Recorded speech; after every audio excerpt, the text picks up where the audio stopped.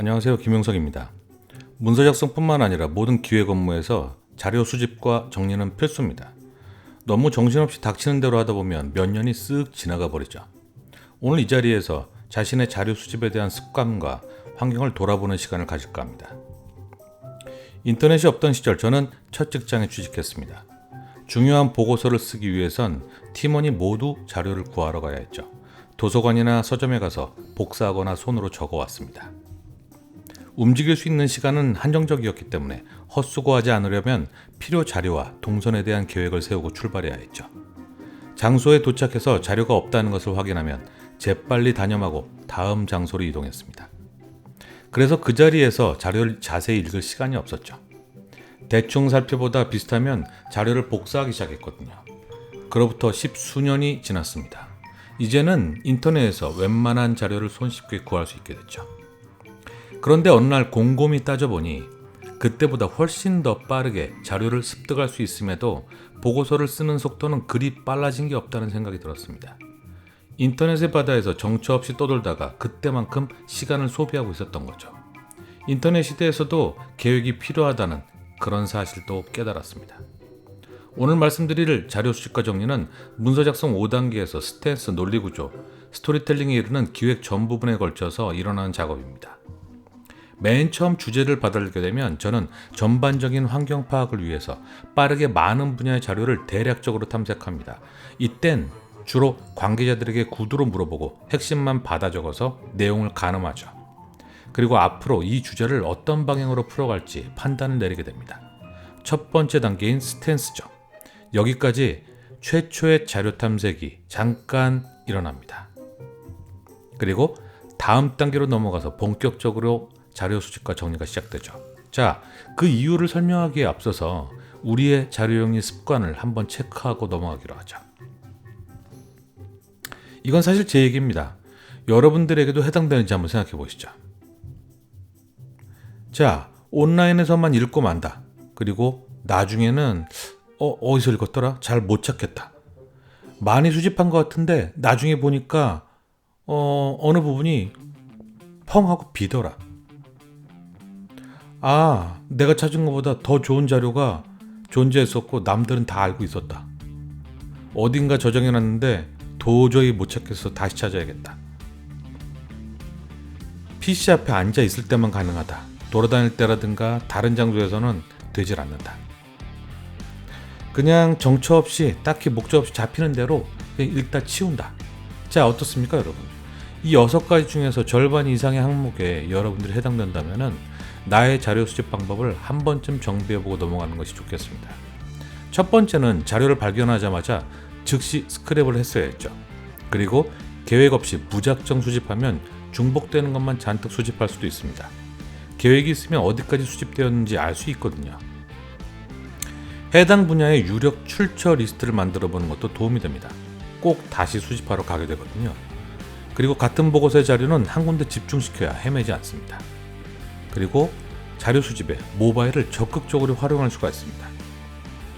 처음부터 목적을 가지고 순차적으로 수집하는 것도 굉장히 중요합니다. 그래서 계획이 중요하죠. 자, 이게 자료 수집에 대한 체크리스트였고요. 읽고 정리하는 부분의 체크리스트는 따로입니다. 자, 읽고 나서 좋은데 하지 마시고 따로 정리를 해둬야 되죠. 안 그러면 계속 다시 읽게 되거든요. 막바로 작성에 돌입하는 분도 많습니다. 아직 맥락을 잡지도 않았는데요. 너무 많은 자료들이 쌓여있으면 스크랩 해놓은 자료 안에서 또 자료를 찾으러 시간을 쏟아내야 합니다. 정리하는 타입별로 너무 많은 앱을 사용하고 있는 건 아닌가요? 거기서도 비효율이 발생합니다. 그리고 자료를 읽으면서 그 다음에 뭘 해야 할지 아직도 갈피를 못 잡는 분들도 계시죠. 네, 이 5가지에 몇 개나 해당되는지 한번 생각해 보시기 바랍니다. 이 5가지는 모두 다 개선되어야 합니다. 자, 여러분, 앞에 두 체크리스트에서 많은 항목에 해당된다면 심각하게 받아들이셔야 합니다. 전체 기획의 생산성이 달라지는 일이거든요. 그럼 제가 가이드라인을 주면 그대로 따라 하겠다고요? 사실 그것도 해봤습니다. 굉장히 위험한 생각입니다. 사람마다 성향이 다르고 일과 환경이 다르기 때문에 섣불리 좋아 보이는 걸 따라 있다가 좌절할 수도 있죠. 자기가 할 수 있는 환경을 구성해 나가는 게 좋습니다. 그건 자신만이 해봐야 합니다. 자, 여러분의 자료 수집 환경을 알아봅시다. 언제 어디서 수집할 건지, 어떤 도구를 이용할 건지, 어디에 모아둘 건지, 이 세 가지가 관건입니다. 제가 생각하는 원칙은 언제든 즉시 그 장소에 맞는 모든 도구를 들어서 한 군데 모으는 겁니다. 먼저 자료를 수집하는 때와 장소입니다. 제 경우를 말씀드리죠. 여러분들도 한번 같은 방식으로 생각해 보시기 바랍니다. 전 집에서 일하는 프리랜서입니다. 집에서 보낼 때가 많죠. 그리고 여러 곳을 다니면서 주로 버스와 지하철을 이용합니다. 그리고 제 일은 강의와 코칭입니다. 여기에도 굉장히 많은 시간을 보내죠. 그리고 많은 분들과 미팅을 합니다.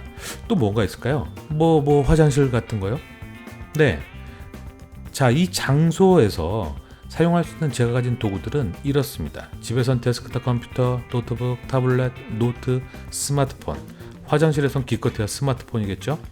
버스나 지하철에서는 이 세 가지 정도. 강의할 땐 아무래도 한정적이기 때문에 스마트폰이나 메모지가 고작입니다. 미팅 때는 이 세 가지를 꺼내 놓을 수도 있습니다. 자, 그런데 아무거나 보이는 대로 잡지 말고 이 장소에서는 이걸 먼저 꺼낸다라는 1순위 도구를 생각해 두는 것도 좋은 방법입니다. 이런 식으로 말이죠. 그렇게 여러분의 습관을 들여보세요. 스마트폰이라 해도 방법이 여러 가지입니다.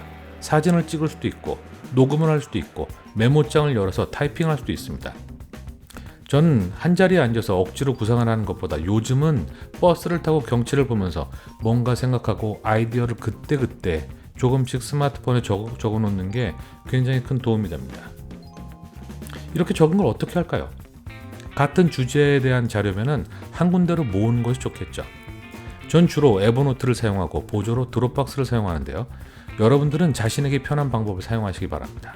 손으로 그리거나 필기한 것은 사진을 찍어서 넣습니다. 어떻습니까? 지금 이 그림이 저의 자료 수집 체계입니다. 아까도 말씀드렸지만 도구는 개인 취향에 맞게 고르기 바랍니다. 단, 너무 많은 도구를 사용할 필요는 없죠. 너무 거창한 계획을 억지로 세우지 마시기 바랍니다. 참고로 저는 에버노트에 정착하기까지 4년이나 걸렸습니다. 지금까지 자료 수집에 대해서 간단히 알아봤고요. 자, 다음은 자료 정리죠. 제가 생각하는 시작점은 수집 계획을 세우는 겁니다. 새로운 문서 주제가 생겼을 때 어떤 자료들을 수집할지 그 목록을 적어보는 거죠. 이거는 장보기 리스트가 있는 사람과 없는 사람과의 차이와도 같습니다. 빠르고 누락 없이 장을 보게 만들어주기 때문이죠. 그 다음은 자료의 출처를 생각해보는 겁니다. 수집 계획의 일부이기도 하죠. 시장 조사를 한다고 가정해보죠. 특정 산업군이면 보통 관계되는 정부기관이 있고요.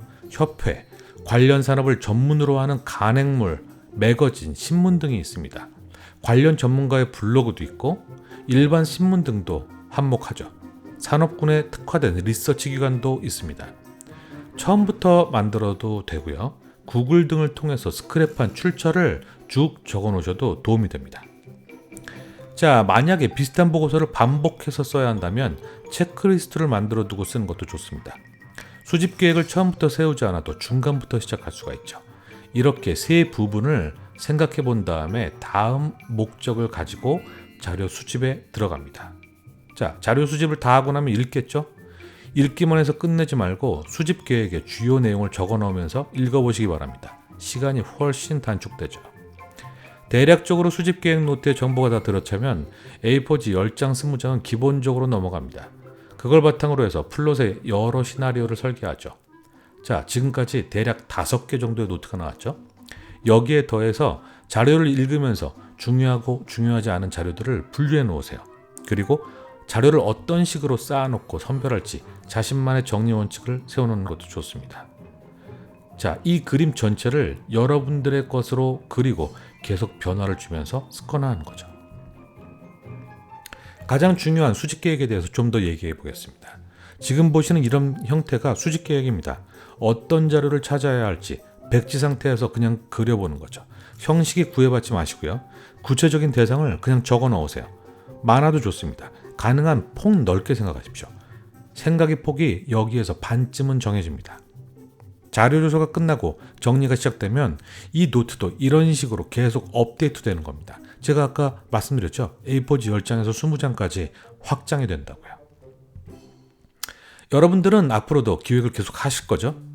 그렇다면 나만의 자료 수집과 정리 체계를 이번 기회에 정비해 보는 건 어떨까요? 이런 그림과 같이요. 방금 전에 보셨으니까 기억이 좀 나시겠죠? 네, 나의 그림을 그려보시기 바랍니다.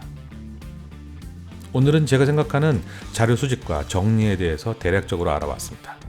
다음 시간엔 다양한 종류의 도구들에 대해서 소개해 드리도록 하죠. 김용석이었습니다. 감사합니다.